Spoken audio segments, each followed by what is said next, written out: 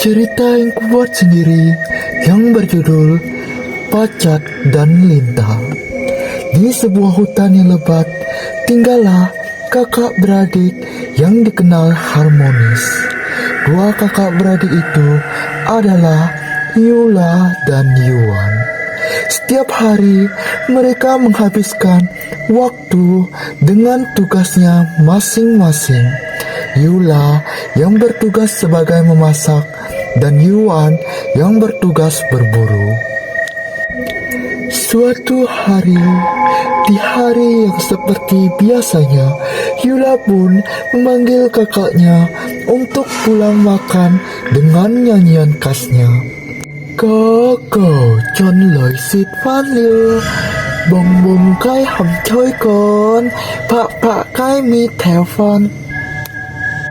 Tidak seperti biasanya, kakaknya tidak menyaut, dan tiba-tiba sesosok penampakan misterius pun mendengar nyanyian itu dengan berkata, "Cuk, acuk pangkong. Oh, di sekitar sini ada mak saya. Ini kesempatan yang bagus." Dan penampakan misterius itu pun mengubah dirinya menjadi seorang nenek tua untuk mendekati Yula. Setelah mendekatinya, nenek itu pun berkata, "Cuy, bisa tolong nenek nggak? Carikan nenek obat." Dengan rasa tanpa curiga, Yula pun berkata, "Boleh, Nek." Singkat cerita, setelah selesai mencari uban, nenek pun atau penampakan tersebut menawarkan Yula untuk bergiliran mencari uban dengan berkata, "Cu, sini gantian Ki, nenek lagi yang mencarikan uban ke cucu."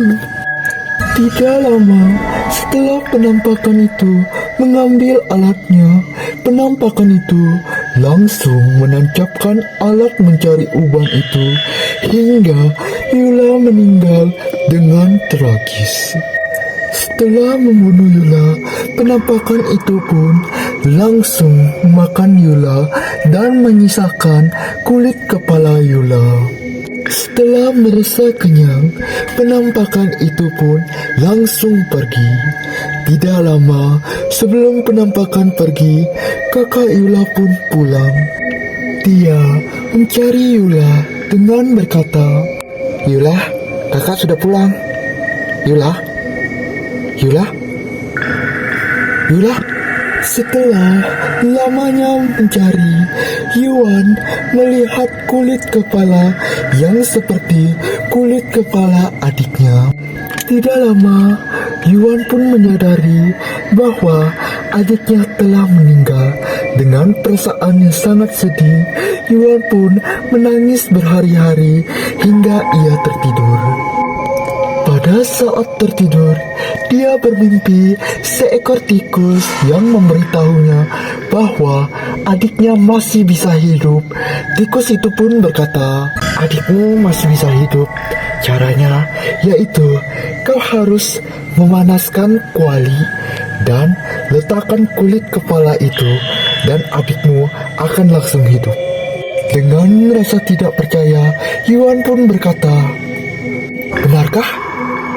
Setelah terbangun dari mimpinya, Yuan pun dengan cepat memanaskan kuali dan meletakkan kulit kepala itu dengan harapan bahwa kulit kepala itu bisa membuat adiknya hidup kembali. Tidak lama kemudian, adiknya pun langsung meloncat dari kuali itu dan Yuan pun sangat bahagia. Yuan pun berkata kepada adiknya, "Syukurlah Yula, syukurlah. Coba kau ceritakan apa yang sebenarnya terjadi." Yula pun bercerita kejadian yang terjadi dengan cukup lama dan rinci. Dan Yuan pun berkata, "Oh, ternyata begitu penampakan itu ya.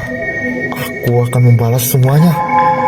Mereka pun menyusun rencana dari pagi hingga malam, dan rencana itu pun dilakukan keesokan harinya. Yuan pun berkata, "Sesuai rencana, kau akan memanggilku dengan nyanyianmu, dan aku akan berpura-pura berburu, oke?" Yula pun berkata, "Ya kak." Setelah itu, Yuan pun berangkat menjalankan rencana mereka.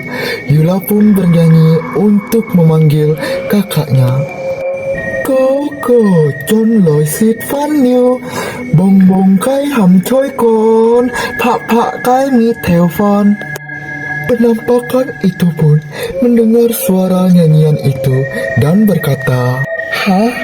Masih ada? Bagaimana bisa?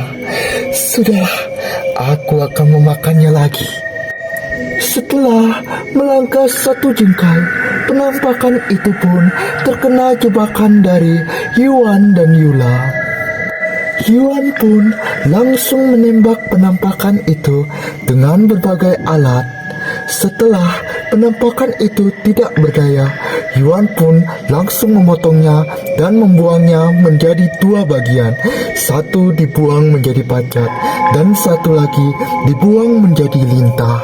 Dan cerita pun ditutup dengan penampakan yang berkata, "Percuma saja kau membuangku begitu.